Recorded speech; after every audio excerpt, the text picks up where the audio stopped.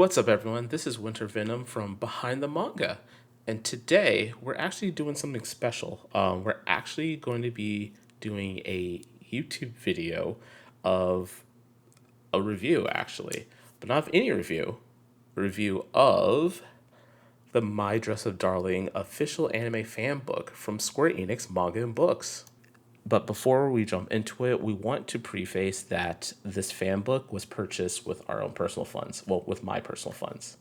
So if you don't know anything about My Dress Up Darling, basically it's about this boy, Wakana Gojo, who's a high schooler and wants to be a master craftsman who makes traditional Japanese Hina dolls. Also, it's about Marin Kitagawa, one of the most popular kids in Gojo's class and probably the entire school. And she is, of course, a model, really into fashion, but she's also a huge fan of cosplay. At one point, Marin asks him to help make her a cosplay. That is where their worlds collide, and the two start to become closer as they work on her cosplays. It's a romance, rom com a little bit as well, but the main focus is about, of course, their budding relationship and her cosplays. So the fan book retails for $24.99 in the US. Now, for me, I actually bought it on sale. It was down to like $17.99, and I actually bought it then. But if it's not on sale, it's going to be $24.99 in the US.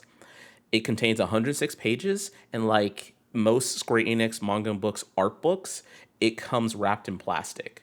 It also has a dust jacket cover, which is pretty cool. So now we're going to do a little bit of comparison. We're going to compare the My Dress Up Darling anime fan book with the Oshinoko Glare Sparkle fan book that was published by Yem Press. So we're first going to compare the prices. With My Dress Up Darling fan book, it's at $24.99. However, the Oshinoko Glare and Sparkle is at a flat $30. Just as a start, you can already tell the size difference. With Glare and Sparkle being smaller than the My Dress Up Darling fan book, maybe 1 1/4 smaller. I am not 100% on the size metrics, but maybe 1 1/4. An interesting observation between the two is that the Oshinoko Glare and Sparkle is printed right to left. However, the My Dress Up Darling fan book is actually printed left to right. With that said, I have a third art book I wanted to compare. Persona 5 Royal Official Design Works from Udon Entertainment. If we compare these two, they're about the same size in terms of height and width. They're not the same, with Royal having two art books in one, while My Dress Up Darling is just a single art book. That said, Royal is $74.99 US dollars. But like I said before, the My Dress Up Darling fan book is $24.99. One thing I like about both of these is that they are hardcovers. I like that the My Dress Up Darling fan book is a hardcover. It's easier for me to read it if I'm reading in my lap and everything. I just really like hardcovers for fan books and art books. So I feel like they really went all out on this. Like I mentioned before, I like that it's a hardcover.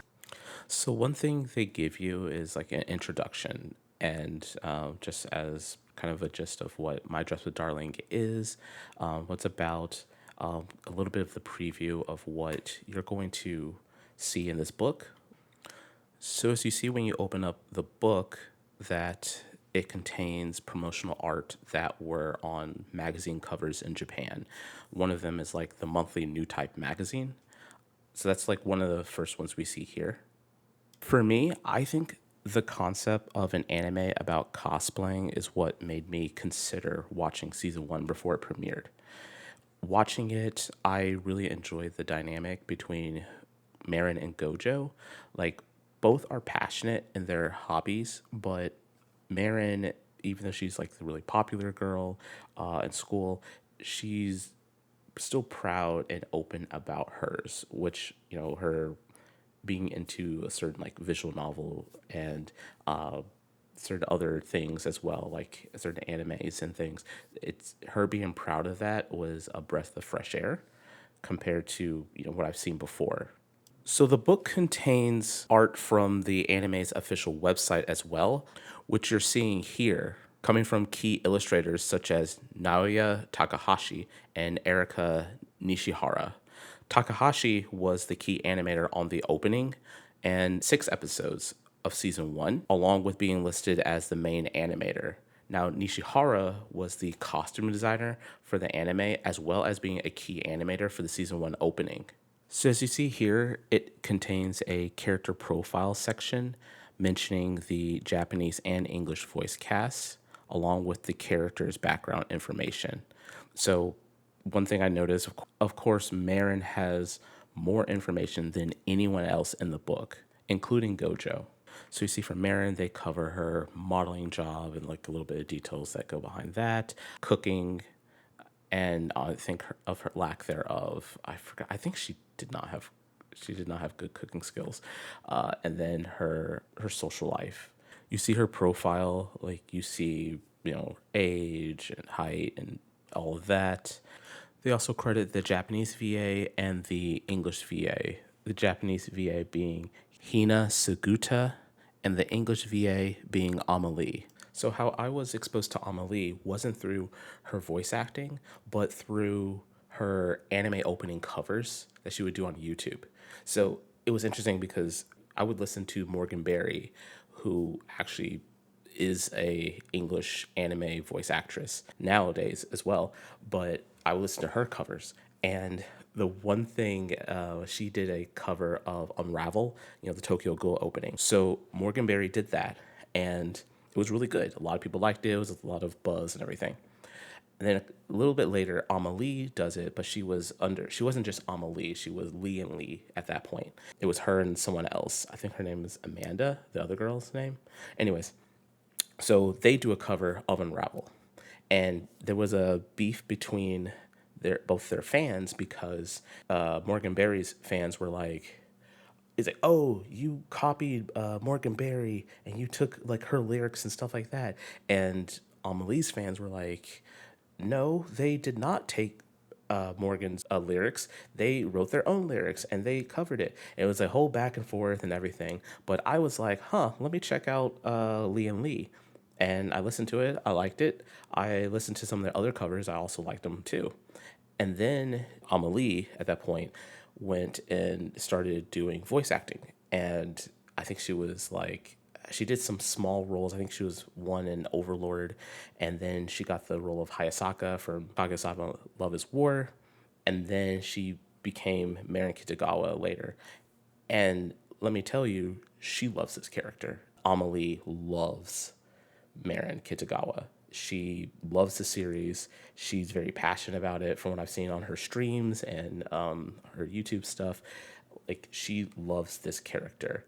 So I actually checked out the dub a bit and I was like, yeah, she nails this character. She is nailing it. She's doing a great job. I think it's really good dubbing.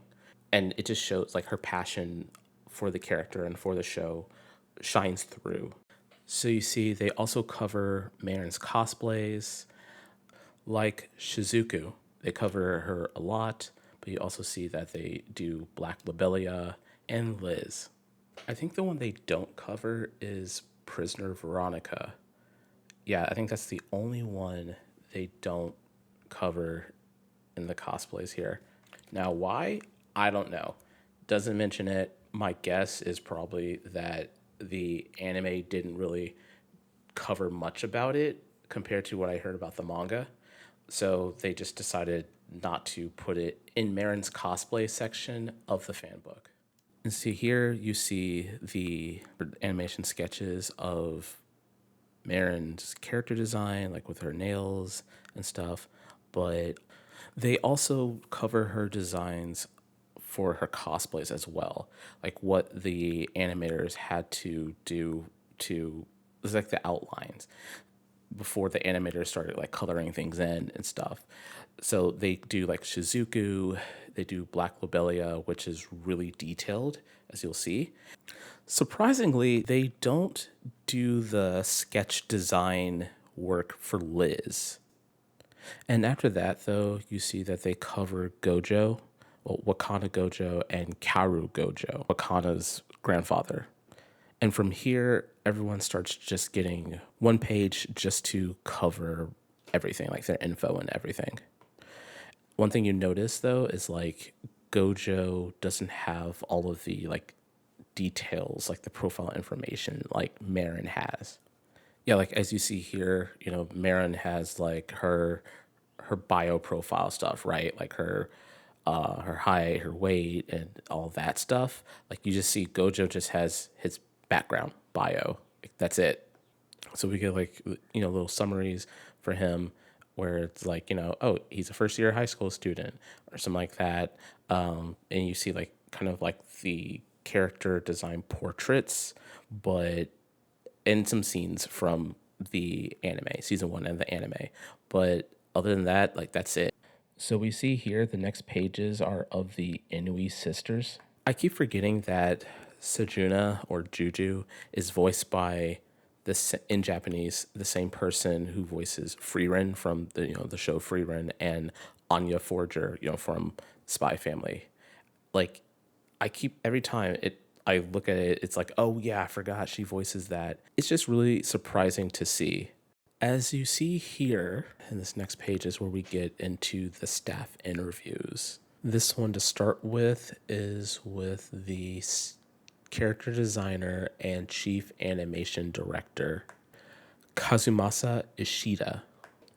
And they go through things like the concepts on how they had to adapt Marin Kitagawa and some of the other characters, like the Inui sisters.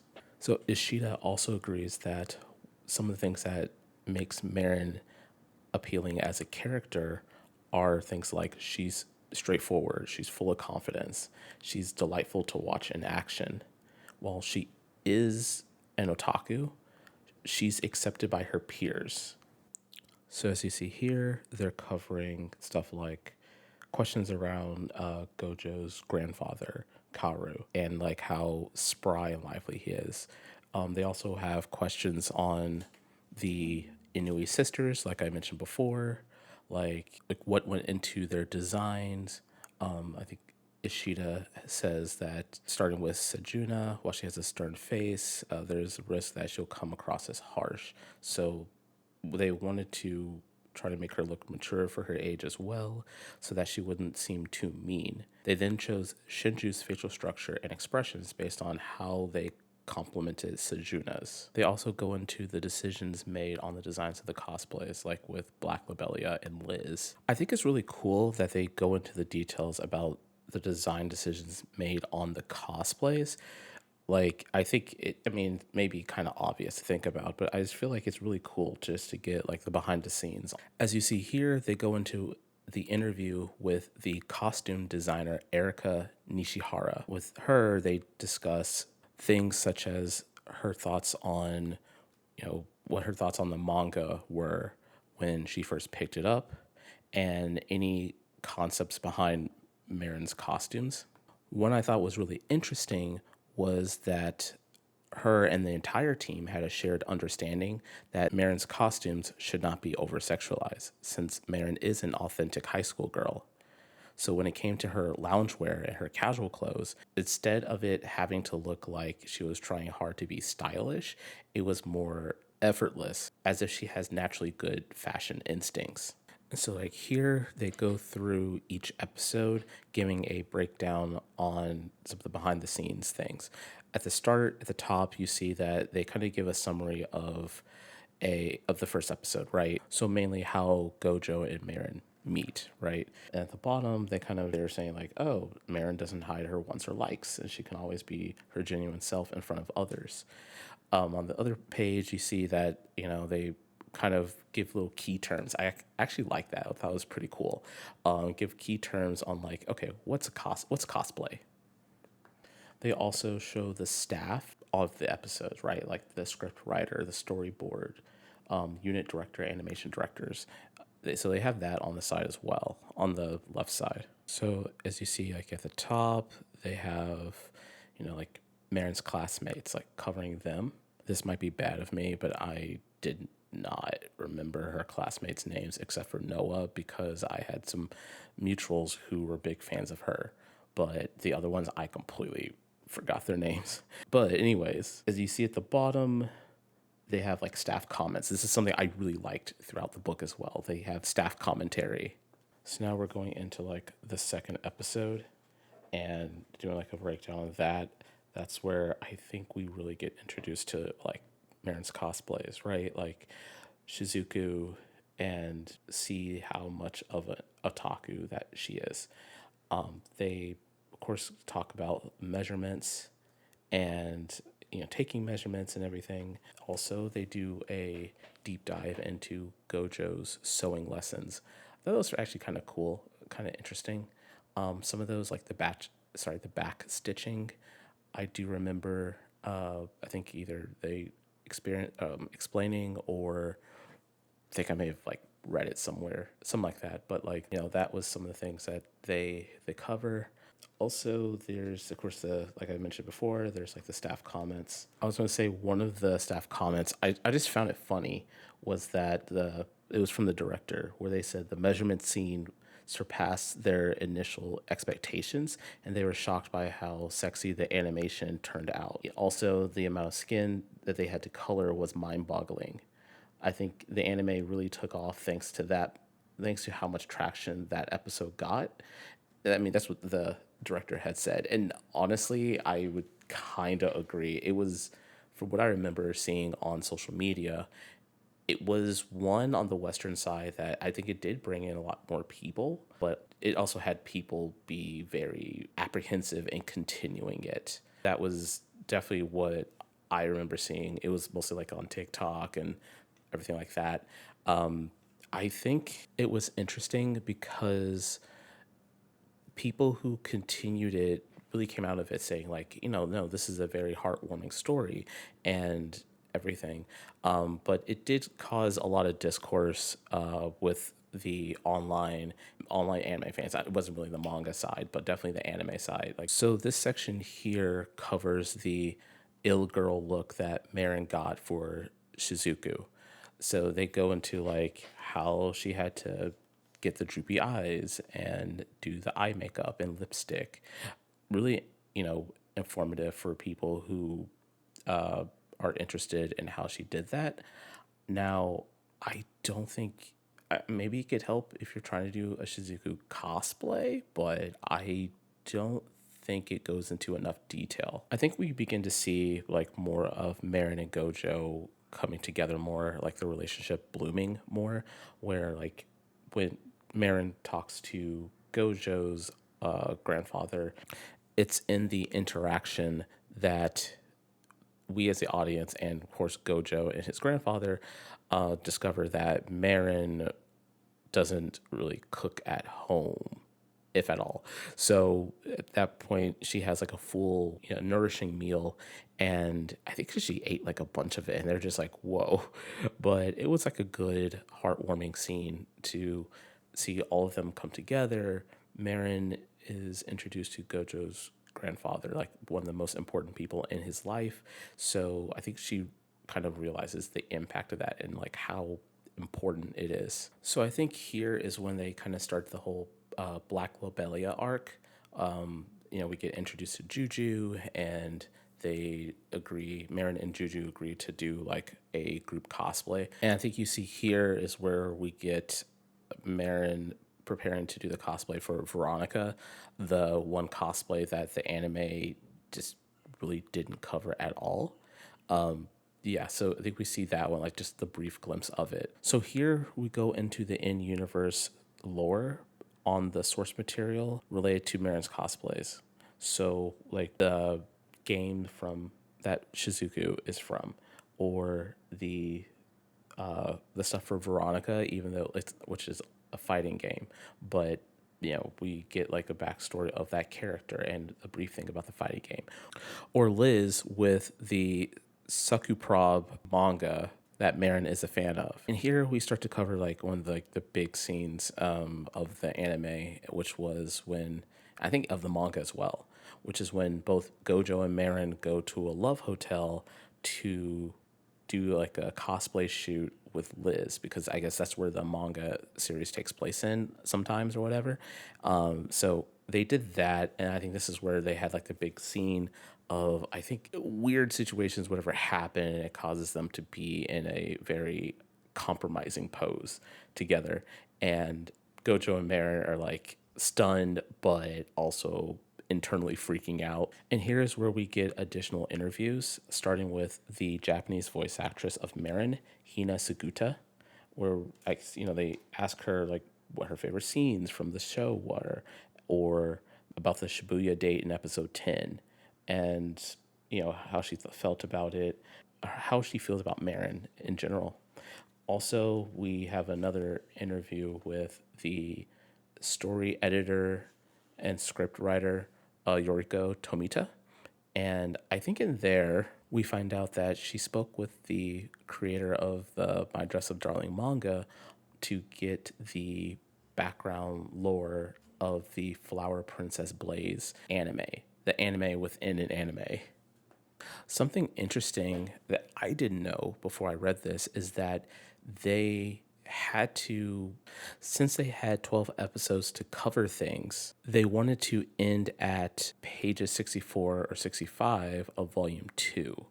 But they actually ended up covering more and going up to like volume 5. I think one of the interesting things is that they had to cut Marin's dad, because he got introduced in the manga earlier, but the anime had to cut him due to time constraints.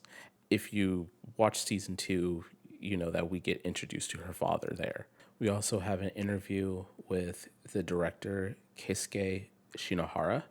I think it was really interesting stuff. Something I thought was interesting from Keisuke's interview is that they were looking for a fresh talent to play Marin, because they wanted natural acting, someone who has not had a bunch of roles to influence how Marin will be portrayed. One of the big takeaways from the interviews is that everyone working on this anime had passion for it, and they really wanted to convey the best way they could. We also get a comment from the original creator of the work as well, like a commemoration of the work done on the anime, alongside all of the staff credits to the series, right? Like main animator, additional cast of both English and Japanese. So it's kind of cool that you see they have the gallery that consists of some of the key scenes from the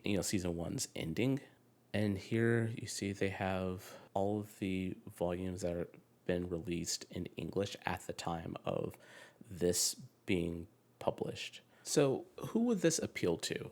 Generally, of course, fans of the My Dress Up Darling anime and manga will love this, especially the anime, because they go to a lot of behind the scenes on the production of season 1. I think another thing is that people who are interested in the behind the scenes of anime production will also enjoy this, because you are getting a little bit of an insight into how they handled some of the things in My Dress Up Darling in season 1. I mean, if you're a diehard fan and you don't already have it, I mean, definitely you have to pick this up. If you like this review, we have many reviews on our website, behindthemanga.com. We also have a podcast, on like all platforms that podcasts are on of the same name. And make sure to follow us on our socials, like on Twitter and Blue Sky. We hope you enjoyed this, and have a good day.